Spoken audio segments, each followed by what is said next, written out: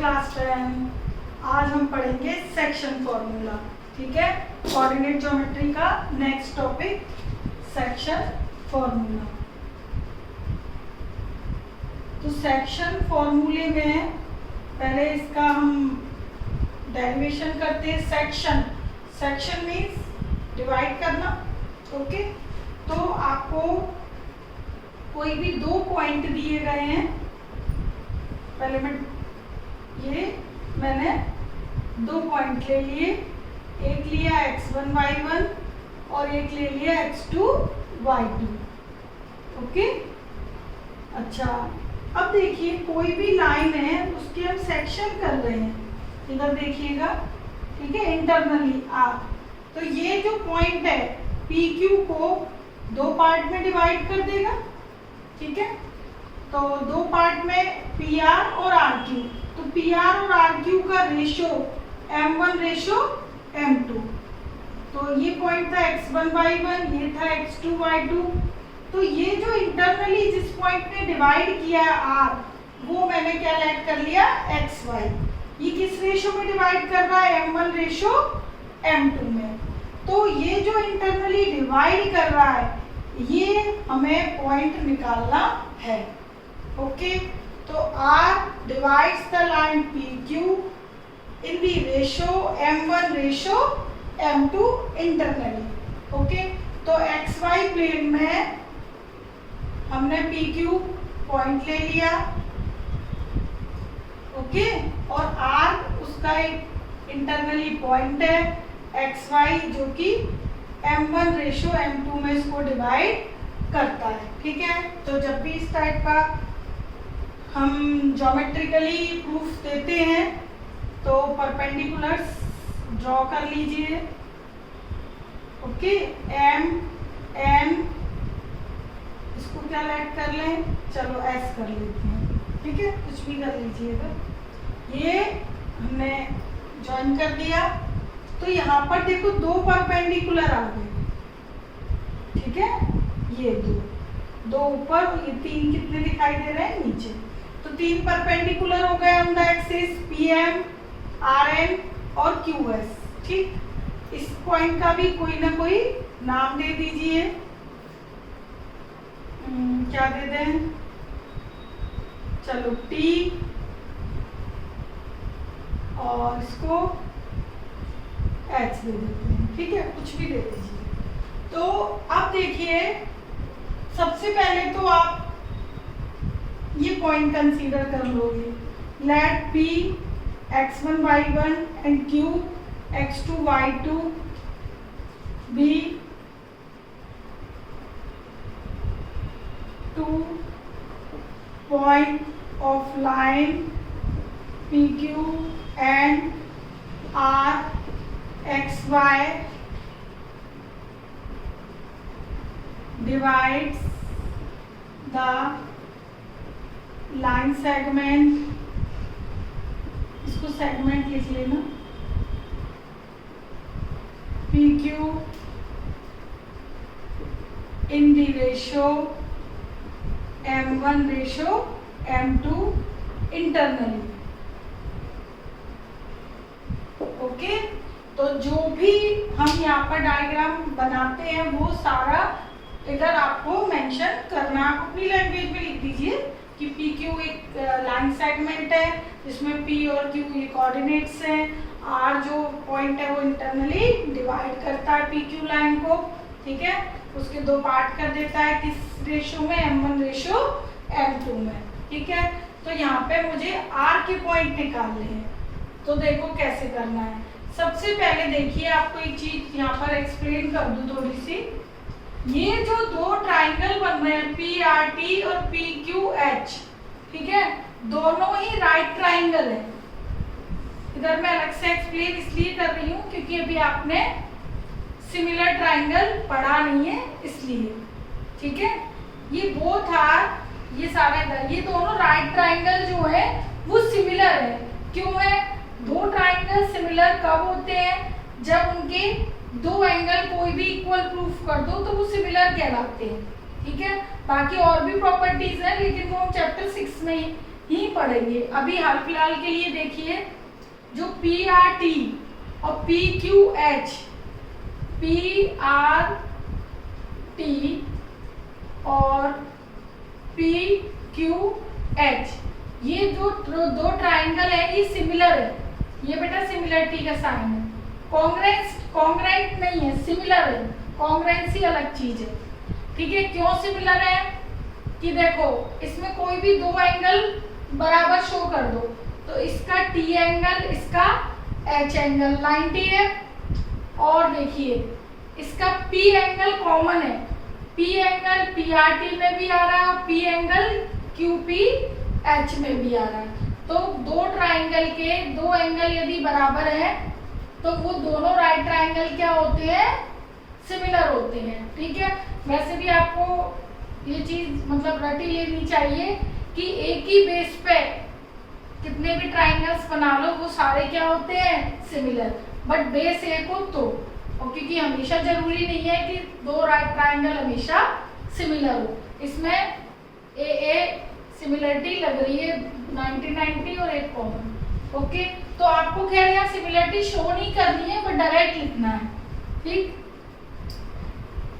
तो in similar triangle का हम बाद में रेशियो लेंगे, उससे पहले डिस्टेंसेस नहीं लिखी है मैंने, वो भी लिख लीजिए। अब देखिए P जो पॉइंट है उसका कोऑर्डिनेट्स x1 y1 है, तो OM डिस्टेंस हो गई x1, ठीक है, और PM डिस्टेंस हो गई y1, ओके। अच्छा, R की डिस्टेंस यहाँ से यहाँ तक x, ठीक, ये तो क्लियर हो ही गया होगा। ये x, तो ये वाली क्या हुई, x माइनस x1, ओके। ये पूरी डिस्टेंस कितनी है, y, R से लेकर n तक, ये कंप्लीट, ये है y, ओके। और ये पूरी कंप्लीट कितनी है, y2,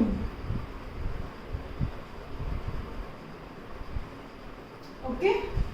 अच्छा, यहां से लेकर यहां तक क्या है, x2, ये x2 है, ये x है, तो ये क्या बचा, x2 माइनस x, ठीक। तो NS और TH बराबर होंगे, अंडरस्टूड है। MN और PT भी बराबर होंगे, ओके। अब बात करते हैं हाइट्स की।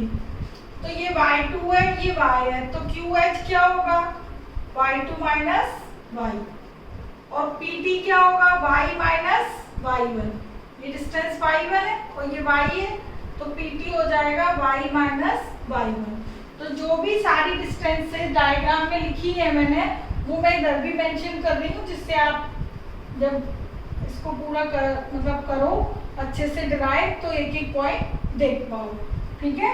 तो देखो OM तो x1 है, क्लियर है, और PM y1 है अकॉर्डिंग टू पॉइंट, ओके।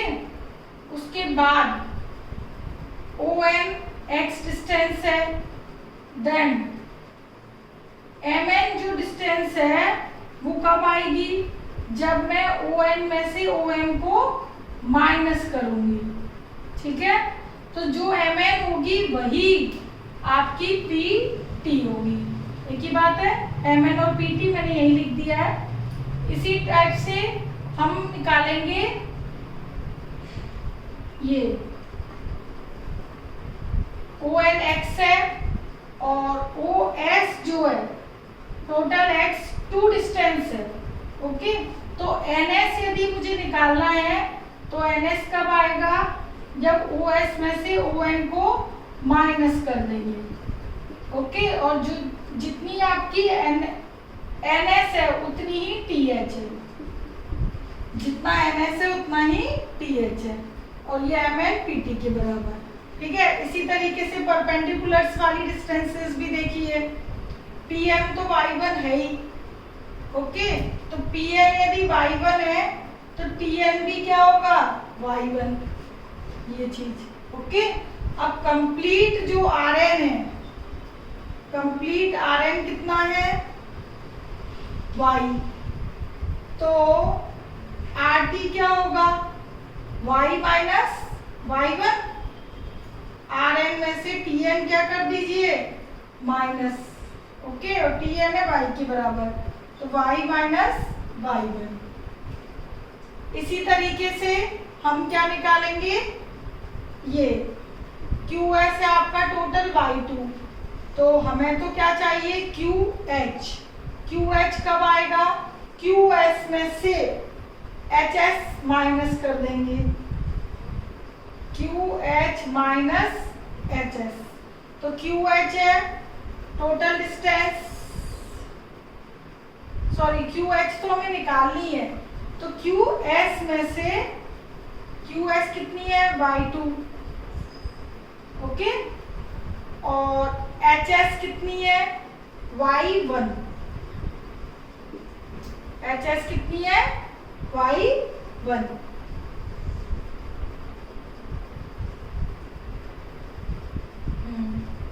ये देखिए कंप्लीट कितनी है, वाई टू, और एच एस कितनी थी, वाई वन, ये भी वाई वन और ये भी वाई वन, तो Y two minus Y one कर दीजिएगा, ओके।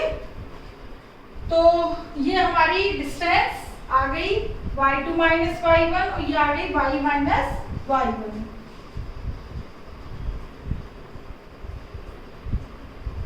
तो एच एस है वाई वन, तो यहाँ लिख देती हूँ मैं,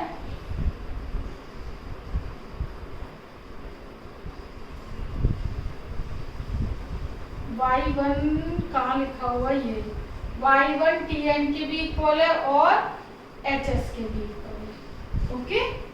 और क्यू एस जो आपका टोटल है वो वाई टू है। तो ये सारी जो भी डायग्राम में डिस्टेंसेस थी वो सारी इधर मैंने लिख दी। अब देखिए, अब हम लगाएंगे सिमिलर ट्रायंगल वाला कंसेप्ट सारी डिटेल लिखने के बाद। नाउ ट्रायंगल्स पी टी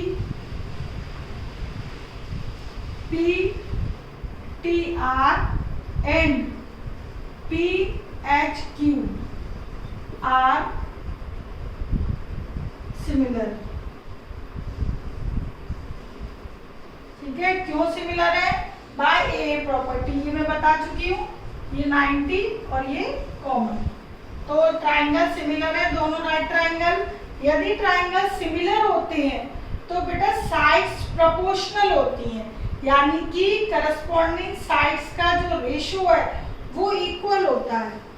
तो since triangles are similar, so corresponding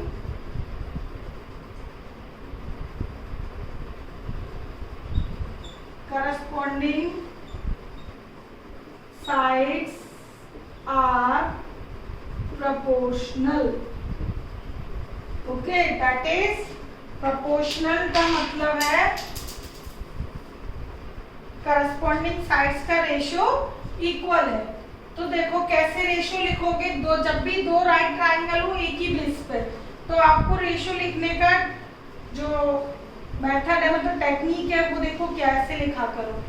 जैसे आपने पहले लिया शॉर्ट वाला ट्रायंगल, फिर लिया कंप्लीट बड़ा ट्रायंगल, तो अब जैसे मैं हाइपोटेन्यूज से स्टार्ट करती हूँ, पी आर शॉर्ट ट्रायंगल लिया, ठीक है, पी आर, तो अब एच लिखा मैंने हाइपोटेन्यूज। अब मैं बड़े ट्रायंगल की एच लिखूंगी हाइपोटेन्यूज, छोटे ट्रायंगल का हाइपोटेन्यूज अपॉन बड़े का हाइपोटेन्यूज। इसी तरीके से अब मैं परपेंडिकुलर, छोटे ट्रायंगल का परपेंडिकुलर अपॉन में बड़े ट्रायंगल का परपेंडिकुलर। इसी तरह बेस का लिख देती हूँ, छोटे ट्रायंगल का बेस अपॉन बड़े ट्रायंगल का बेस। तो इस तरीके से आप साइड्स लिखोगे। करस्पॉन्डिंग साइड्स आर प्रोपोर्शनल का मतलब है जो साइड्स है उनका रेशियो इक्वल है, ठीक है। यहाँ तक रेशियो फाइंड आउट कर लिया। उसके बाद इन रेशियोज में जो साइड्स हैं उन सभी साइड्स की वैल्यू जो कि हमने निकाली हुई है इसमें हम पुट कर देंगे, ठीक है।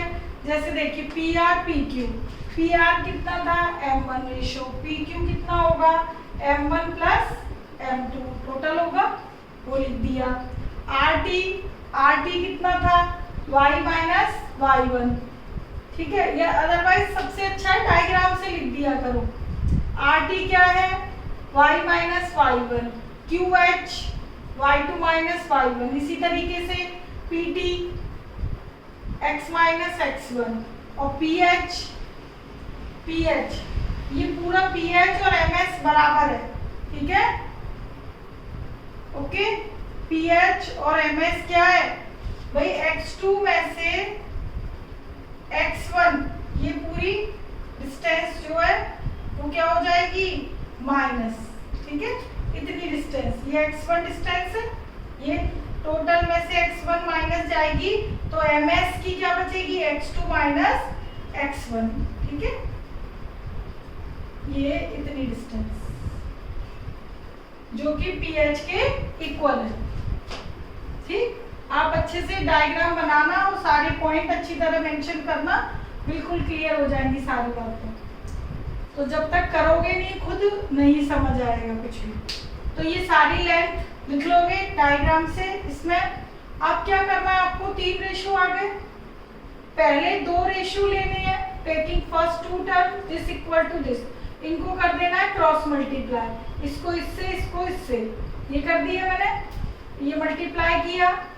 इसी तरह m1 प्लस m2 में y का किया, तो ये y इज इक्वल टू, तो मुझे फाइंड आउट करना ही है, तो मैं y वाला ब्रैकेट नहीं खोल रही, y इंटू डायरेक्ट लिख दिया, और माइनस y1 है उसका एक एक से कर दिया, माइनस y1 m1 और माइनस y1 m2, ओके। ये y वाली टर्म एज इट इज रख देना, ओके। ये इधर मल्टीप्लाई कर दिया, तो ये दोनों टर्म सेम थी, माइनस की दोनों कैंसिल कर दी, ठीक। तो मुझे तो y इक्वल टू चाहिए, तो ये दोनों तो प्लस में हो गए, ठीक है। m1 y1 m1 y2, sorry ये y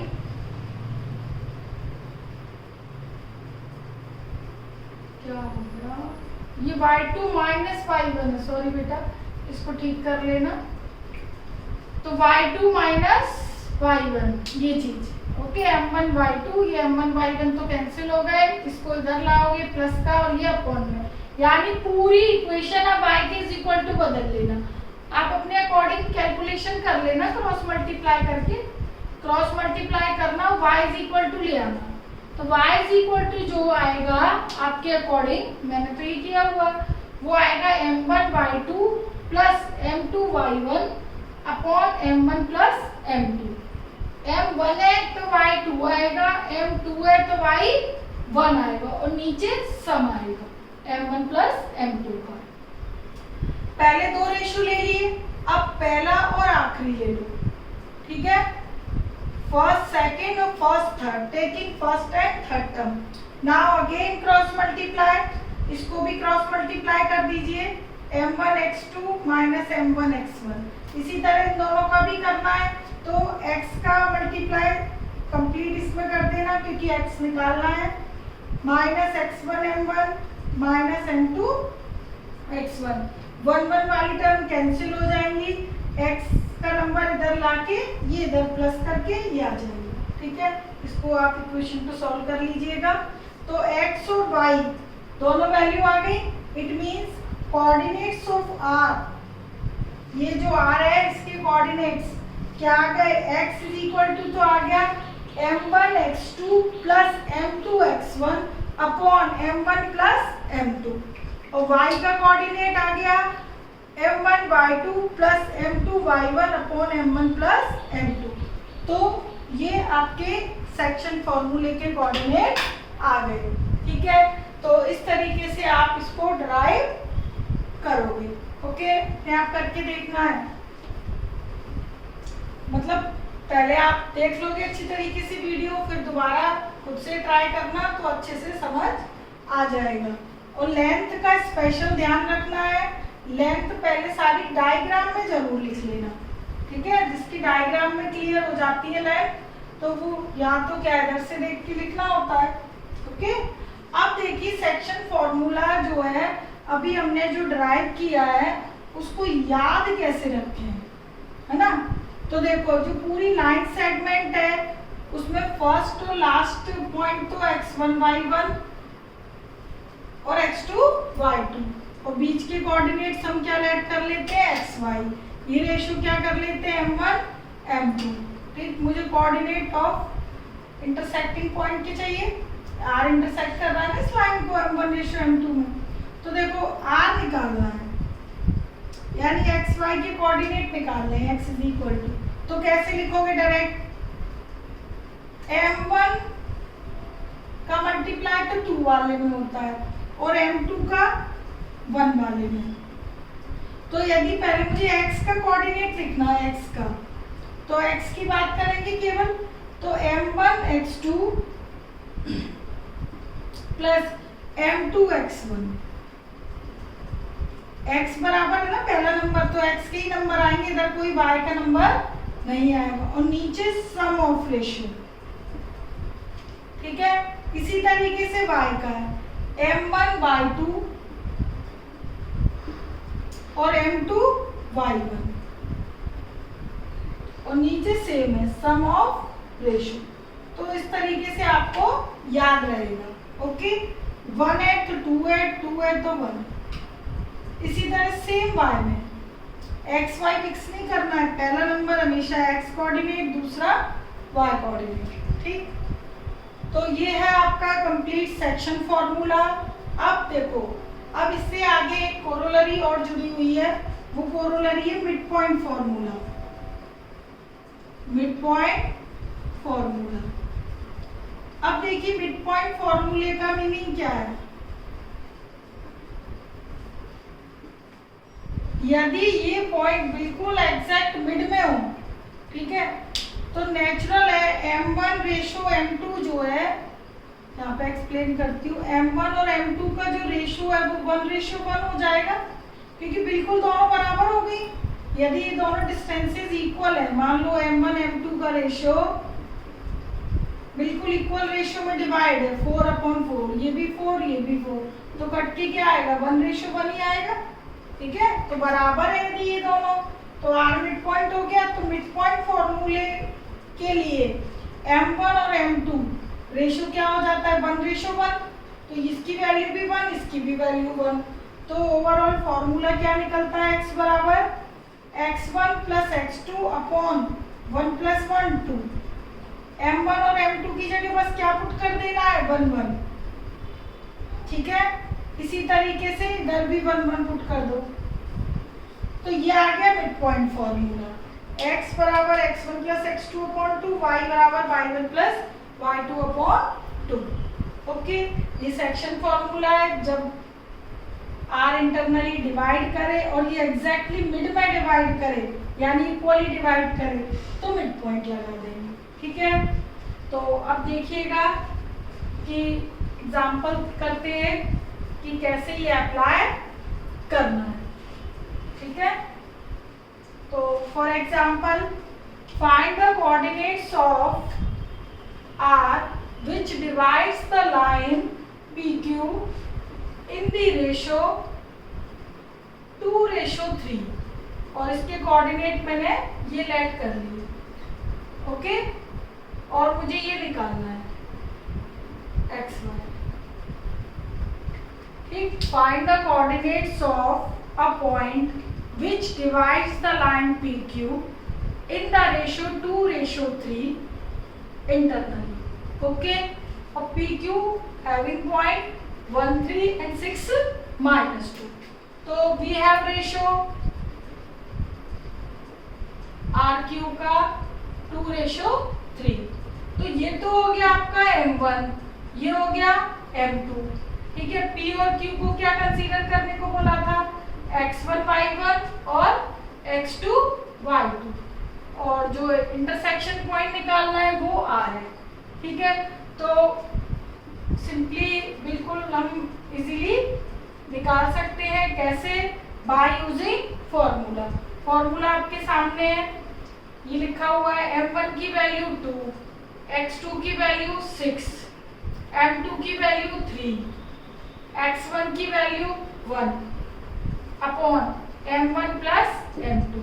x इक्वल टू लिख लिया, इसी तरीके से y इक्वल टू लिख लो, m1 y2 m2 y1 upon m1 plus m2। सारी एंट्रीज हमने लिख ली। अब देखो बस कैलकुलेट कर दो। 12 3 ये 5 -4 9 ये 5, तो ये आ गया 15/5 और ये आ गया 5/5।